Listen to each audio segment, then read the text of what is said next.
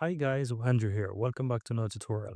In this video, I'm going to show you how to disable your Google account on Wix. So once you're on your Wix account, click your account on the upper right and just go into the account settings.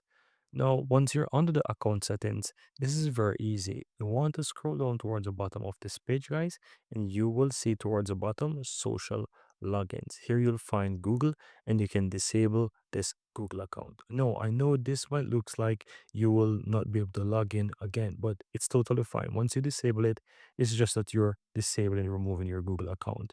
The password that you've created, once you first try to access your account settings, you'll be able to use that password along with the email address under your Wix account to log in to Wix just the same. And so whether you have your Google account or your Facebook account, whatever it is here, and you want to disable them, you are still able to log in. And as you can see right here, it says if you disable social logins, you still be able to log in using your Wix account. And so I'm going to go ahead and show you real quick. I'm going to copy this email address right here. I have it anyways, it doesn't matter. I'm going to show you, but I'm going to click on disable, then click on disable.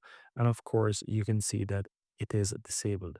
And if I go to my upper right hand side and click on log out, I will still be able to log in to Wix. It doesn't matter, guys. I'm still going to be able to log in.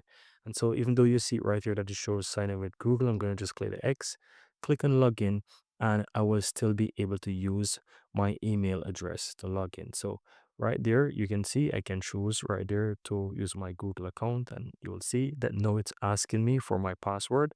And so I'll enter my password that I created on Wix,